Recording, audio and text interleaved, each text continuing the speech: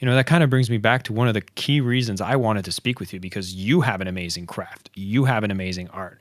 I've looked at how you do your podcast and yourself as well. You got the amazing studio. You've interviewed the who's of any podcaster's dream. And I'm still on my journey. I've done a few of my things, but I get to look up at someone like you. And one of the things I thought was very powerful in the way that you show up and how you do interviews is how you ask powerful questions, which could even be for some left as confrontational questions, but it seems to always earn the respect of the people you interview. And I'd be curious to just ask you, is this an art that you feel was inherent to you, or is it something that you've learned? And are there things that would be transferable? There's definitely things that are transferable. And it's definitely more what I've learned than what was inherent.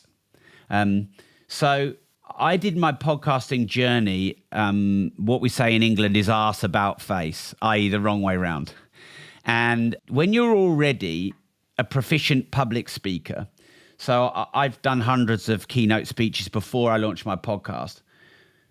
I suppose it gave me the confidence to start the podcast because I thought, I'm confident in speaking. So that seems to be a good transferable skill for podcasting. But actually, being a great podcast interviewer is about listening, timing, and asking great questions. And public speaking, yes, it's about timing, but it's not about listening and it's not about asking questions. So I felt I had transferable skills, but as it turns out, I didn't really.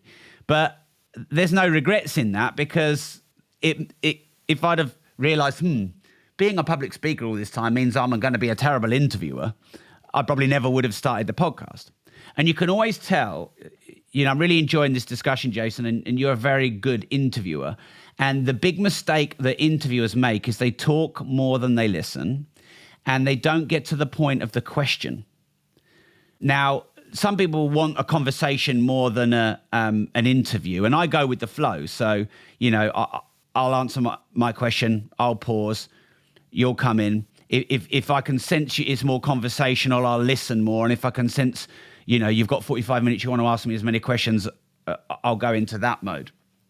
But the big faux pas mistake that many interviewers make is they clearly want to be the interviewee, and they're talking and pre-framing and preambling and rambling up to the point of the question, and then the question isn't clear. So that's the big mistake. Now, how I learned this was, one, I think it always helps to be a fan or be a student. So I think for me, every day's a school day, except I like this version of school and I didn't like that version of school. And so I'm a fan of podcasters and I love to learn. And so the podcasts I would listen to would be the ones that were educational, but there was some entertainment value. Also the ones where there was a bit of ding dong on conflict I liked. And I don't like the long preambles. So I would learn by being a fan what I liked myself. That doesn't make it the right or wrong, but it helps if you're doing it to enjoy it yourself. So that was tip number one. Tip number two, and this is quite important in business, Jason, you cannot master what you do not measure. And so, I've become a bit obsessive about the numbers, the data, and the metrics. So we would look at the retention data on YouTube and on the audio. And one thing that we found, a few things that we found, but I'll just summarize some of them. Number one was the longer the preamble, waffle, intro, the quicker the retention drops. So if you listen to my last 100 episodes, it starts with, so does money make you happy?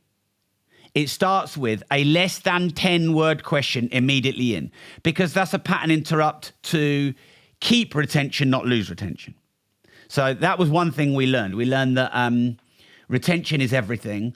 And so we'd look at the retention and see dips and spikes and then try and do more of the spikes and less of the dips. The next thing is conflict. Now, you referenced this. I naturally am a people pleaser. I'm a lover, not a fighter, and I don't really like conflict. But the feedback overwhelmingly on the retention, on people's favorite shows of mine, and I even asked Andrew Tate this, who's probably the master of this, people like conflict. So I used to start as an entrepreneur, fan of my guests, asking them questions that I and other entrepreneurs wanted to know. Now I am an inquisitive, curious interviewer who wants to challenge guests to draw out information from them that others haven't heard before. So I guess the style and the mission has slightly changed. So I interviewed Chris Eubank, who's a very famous boxer in the UK, and it was the weirdest, most awkward, most confrontational podcast I've ever done, and also by far and away people's favorite. I asked Andrew Tate at the end of our 3 or 4 hours together when I interviewed him. He asked me for feedback. I gave it to him, and I said to him, if there's one thing I could have done differently, what would it have been? And he said, well, more conflict, challenge me more, create more argument. People love that. So I've endeavored to be more bold and more brave and to go to those places because people are voyeurs. And your haters watch you. Why are your haters watching you if they're your haters? Because they're fascinated by you, and people are fascinated by conflict. So, yeah, these are some of the ways I've evolved the style. We're nearly 1,000 episodes in now, and I'll keep evolving it. Thank you so much for listening to the Selling with Love podcast. We have some previous episodes you can tune into right here. And if you prefer the short form content where you get to the point in under 10 minutes, we do have a ton of clips from our best episodes that are being shared on this channel as well. So pick which one supports you the most. And of course, thank you for liking, subscribing, and of course, selling with love.